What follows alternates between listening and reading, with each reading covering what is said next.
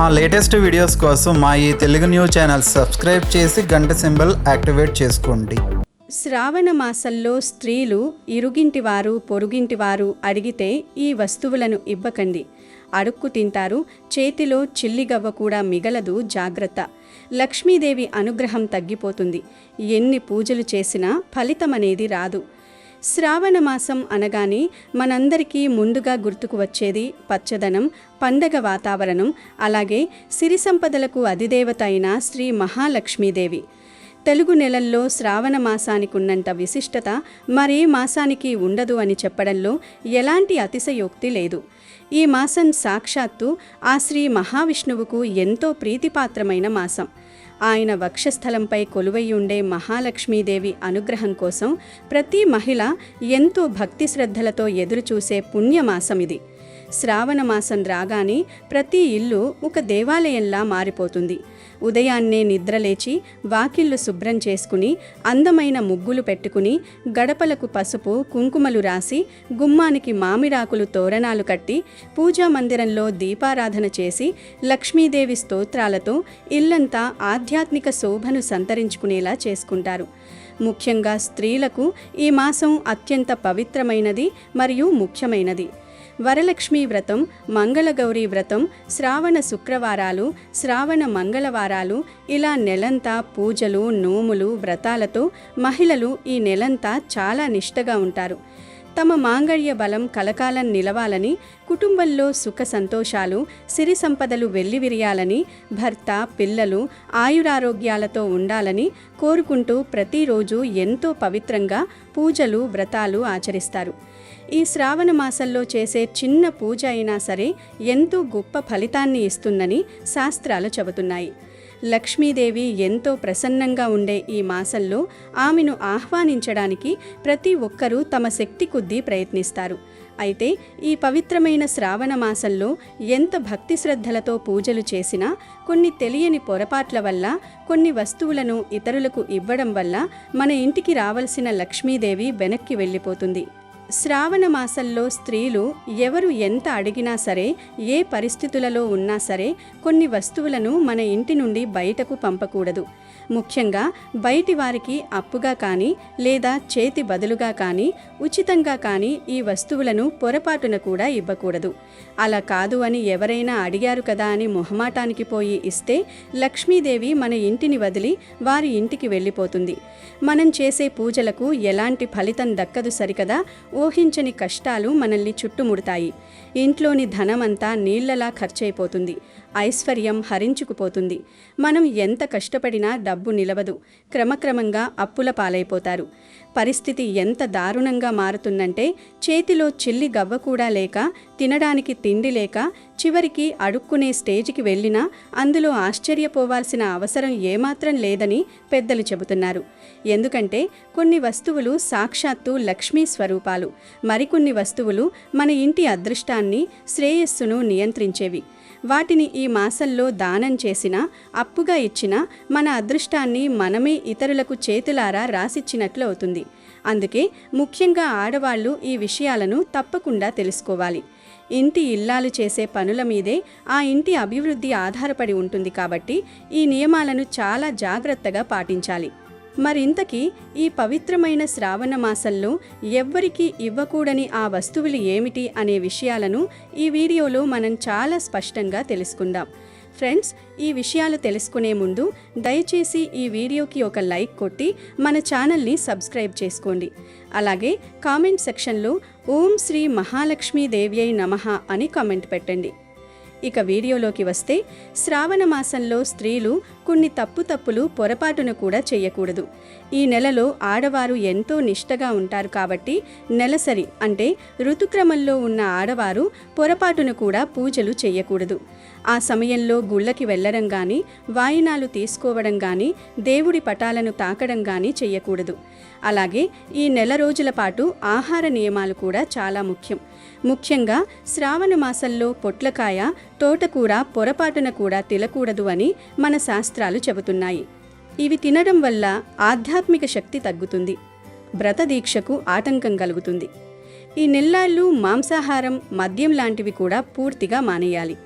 ఉల్లి వెల్లుల్లి కూడా మానేస్తే మరీ మంచిది.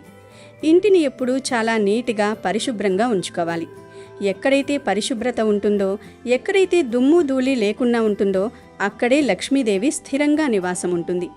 బూజు పట్టిన గోడలు, చిందరవందరగా ఉన్న వస్తువులు లక్ష్మీదేవికి ఆగ్రహాన్ని తెప్పిస్తాయి. కాబట్టి ప్రతిరోజు ఇల్లు ఊడ్చి తుడుచుకుని శుభ్రంగా ఉంచుకోవాలి. ఇక శ్రావణ మాసంలో పేరంటాళ్ళు, వ్రతాలు ఎక్కువగా జరుగుతాయి కాబట్టి మహిళలు ఒకరికొకరు తాంబూలాలు ఎక్కువగా ఇచ్చుకుంటూ ఉంటారు. అలా తాంబూలం ఇచ్చేటప్పుడు చాలామందికి తెలియని ఒక పెద్ద పొరపాటు ఏమిటంటే తాంబూలాన్ని స్టీల్ ప్లేట్లో పెట్టి ఇవ్వడం. స్టీల్ అనేది రాహువుకు, శనికి సంబంధించిన లోహంగా భావిస్తారు. కాబట్టి స్టీల్ ప్లేట్లో తాంబూలం ఇస్తే ఆ తాంబూలం ఇచ్చిన ఫలితం ఏమాత్రం దక్కదు, పుణ్యం రాదు. తాంబూలం ఎప్పుడు ఇత్తడి ప్లేట్లో కానీ, రాగి ప్లేట్లో కానీ, లేదా వెండి ప్లేట్లో కానీ, కనీసం ఆకులో కానీ పెట్టి ఇవ్వాలి. అప్పుడే దానికి సార్థకత ఉంటుంది. స్టీల్ ప్లేట్లో మాత్రం పెట్టి ఇవ్వకూడదు. అలాగే తాంబూలంలో జాకెట్ ముక్కలు పెట్టేటప్పుడు పొరపాటును కూడా నల్ల రంగులో ఉండేవి లేదా నలుపు రంగు అంచులు ఉన్న జాకెట్ ముక్కలు ఇవ్వకూడదు. నలుపు రంగు అనేది అశుభానికి సంకేతం కాబట్టి ముత్తైదువులకు ఇచ్చే తాంబూలంలో అది ఉండకూడదు. ఎరుపు, ఆకుపచ్చ, పసుపు లాంటి మంగళకరమైన రంగులు మాత్రమే ఇవ్వాలి. ఇంకా ఈ మాసంలో సాయంత్రం సంధ్యా సమయంలో నిద్రపోకూడదు. ఇంట్లో భార్యాభర్తలు గొడవ పడకూడదు. పెద్దవారిని ఎదిరించి మాట్లాడకూడదు. ఈ నియమాలన్నీ పాటిస్తేనే శ్రావణ మాస వ్రత ఫలితం దక్కుతుంది. ఇక ఆ తరువాత అత్యంత ముఖ్యమైన విషయం, ఈ నెల రోజుల పాటు ఎవ్వరికీ ఇవ్వకూడని వస్తువులేమిటో ఇప్పుడు వివరంగా తెలుసుకుందాం. పొరుగువారు కానీ, బంధువులు కానీ, స్నేహితులు కానీ ఎంత అడిగినా, అప్పుగా అడిగినా, చేతి బదులుగా అడిగినా సరే ఈ నెలలో ఈ వస్తువులను మాత్రం పొరపాటును కూడా ఇవ్వకండి. ఈ నెలలో ఎవ్వరికీ ఇవ్వకూడని వస్తువుల్లో మొదటిది గుడ్డు. ఈ మాసంలో గుడ్డును ఎవరికైనా ఫ్రీగా కానీ లేదా అప్పుగా కానీ ఇస్తే మన ఇంటి పవిత్రత దెబ్బతింటుంది. మన ఇంట్లో ఉండే సానుకూల శక్తులు నశించిపోయి ప్రతికూల శక్తులు ప్రవేశిస్తాయి. దీనివల్ల లక్ష్మీ కటాక్షం మన ఇంటి మీద తగ్గిపోతుంది. ఇంట్లోకి వచ్చే ధనం వృధాగా పోతుంది. అనారోగ్యాలు వస్తాయి. గుడ్డును దానం చేయడం వల్ల అరిష్టాలు కలుగుతాయి. కుటుంబ సభ్యుల మధ్య కలహాలు పెరుగుతాయి. కాబట్టి ఎవరైనా వంట చేసుకుంటూ మధ్యలో గుడ్డు తక్కువైందని అడిగినా సరే ఈ నెల రోజులు మాత్రం ఇవ్వకండి. రెండవ వస్తువు పసుపు కుంకుమలు. పసుపు కుంకుమలు సాక్షాత్తు శ్రీ మహాలక్ష్మీదేవికి సౌభాగ్యానికి ప్రతీకలు. ప్రతి వివాహిత స్త్రీ తన మాంగళ్యం పదిలంగా ఉండాలని ఈ పసుపు కుంకుమలను నిత్యం పూజిస్తుంది. ఈ శ్రావణ మాసంలో ఎవరికైనా ముత్తైదువులు ఇంటికి వస్తే వారికి తాంబూలం రూపంలో రవికల గుడ్డ, పూలు, పండ్లు, ఆకువక్కలతో పాటు పసుపు కుంకుమలను బొట్టుగా పెట్టి ఇవ్వవచ్చు. కానీ ఎవరైనా వచ్చి వంటలోకి పసుపు కావాలనో లేదా పూజకు కుంకుమ అయిపోయిందనో అడిగితే మాత్రం మీ డబ్బాలోంచి చేత్తో తీసి డైరెక్ట్గా వారి చేతికి మాత్రం పొరపాటును కూడా ఇవ్వకూడదు. కేవలం పసుపు కుంకుమలు విడిగా, అది అప్పుగా లేదా చేతి బదులుగా అస్సలు ఇవ్వకూడదు. ఇలా చేస్తే మీ ఇంట్లో ఉన్న సౌభాగ్యాన్ని, లక్ష్మీదేవిని మీ చేతిలాలా తీసి వారికి ఇచ్చేసినట్లే లెక్క. ఇలా చేస్తే లక్ష్మీదేవికి విపరీతమైన కోపం వస్తుంది. ఆమె వెంటనే మీ ఇంటిని విడిచి వెళ్ళిపోతుంది. భర్తకు గండాలు ఏర్పడవచ్చు. ఇంట్లో అశాంతి నెలకొంటుంది. కాబట్టి పసుపు కుంకుమల విషయంలో ఈ శ్రావణ మాసంలో చాలా జాగ్రత్తగా ఉండాలి. ఇక మూడవ వస్తువు నిండు నీటి కుండ. నీరు అనేది పంచభూతాలలో ఒకటి, ప్రాణాధారమైనది. అలాగే లక్ష్మీదేవి స్వరూపం. ఎవరైనా దాహంగా ఉన్నని నీళ్ళిచ్చి వారి దాహం తీర్చడం చాలా గొప్ప పుణ్యకార్యం. కానీ ఎవరైనా వచ్చి ఒక బిందెడు నీళ్లు కావాలి లేదా ఒక కుండ నీళ్లు అప్పుగా ఇవ్వండి, తర్వాత పంపు వచ్చాకే ఇస్తాము అని అడిగితే మాత్రం నిండు కుండను అలా ఇవ్వకూడదు. మన ఇంట్లో నిండుగా ఉన్న నీటిని వేరొకరికి ఇచ్చేస్తే మన ఇంట్లోని ధనలక్ష్మి కూడా అలా నీళ్లలాగే బయటకు వెళ్ళిపోతుంది. నీటిని వృధా చేయడం కానీ, నిండు కుండను ఇతరులకు అప్పుగా ఇవ్వడం కానీ చేస్తే ఇంట్లో ధనం నిలవదు. వచ్చిన ధనం వచ్చినట్లే ఖర్చయిపోతుంది. చేతిలో చిల్లిగవ్వ కూడా మిగలని పరిస్థితి వస్తుంది. కాబట్టి ఈ నెల రోజులు ఎట్టి పరిస్థితుల్లోనూ నిండు నీటి కుండను చేతి బదులుగా ఇవ్వకండి. నాలుగవ వస్తువు ఉప్పు. ఉప్పుకు మన హిందూ సాంప్రదాయంలో చాలా గొప్ప స్థానం ఉంది. సముద్ర మథనం జరిగినప్పుడు క్షీరసాగరం నుండి ముందుగా ఎన్నో అద్భుతమైన వస్తువులు పుట్టాయి. వాటిలో సాక్షాత్తు లక్ష్మీదేవి కూడా ఉద్భవించింది. అదే సముద్రం నుండి ఉప్పు కూడా పుడుతుంది. కాబట్టి ఉప్పును లక్ష్మీదేవి స్వరూపంగానే, ఆమెకు సోదరుడిగా పరిగణిస్తారు. ఈ శ్రావణ మాసంలో ఉప్పును ఎవరికైనా అప్పుగా కానీ చేతి బదులుగా కానీ ఉచితంగా కానీ ఇవ్వకూడదు. ముఖ్యంగా సాయంత్రం వేళ, శుక్రవారం, మంగళవారం రోజులలో ఉప్పును ఎట్టి పరిస్థితుల్లోనూ బయటకు పంపకూడదు. ఎవరైనా వచ్చి కూరలో ఉప్పు చాలలేదు, కాస్త ఇవ్వండి అని అడిగినా సున్నితంగా తిరస్కరించాలి. ఉప్పును దానం చేసినా లేదా చేతి బదులుగా ఇచ్చినా దరిద్ర దేవతను మన ఇంట్లోకి ఆహ్వానించినట్లే. లక్ష్మీదేవి స్థానంలో జ్యేష్ఠాదేవి ప్రవేశిస్తుంది. దీనివల్ల ఊహించని ఆర్థిక నష్టాలు, వ్యాపారంలో పరాజయాలు, అప్పుల బాధలు విపరీతంగా పెరిగిపోయి జీవితం దుర్భరంగా మారుతుంది. ఇక 5వ వస్తువు పాలు, పెరుగు.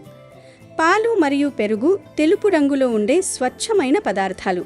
ఈ శ్రావణ మాసంలో పాలు, పెరుగును ఇతరులకు అప్పుగా ఇవ్వడం అంటే మీ ఇంట్లోని ప్రశాంతతను, ఆర్థిక పురోగతిని, అదృష్టాన్ని ఇతరులకు ధారాదత్తం చేయడమే అని అర్థం. ఎవరైనా చిన్నపిల్లలున్నారనో లేదా పాలు విరిగిపోయాయనో అడగడానికి వస్తుంటారు. కానీ ఈ మాసంలో ముఖ్యంగా సూర్యాస్తమయం తర్వాత పాలు, పెరుగు ఎవ్వరికీ ఇవ్వవద్దు.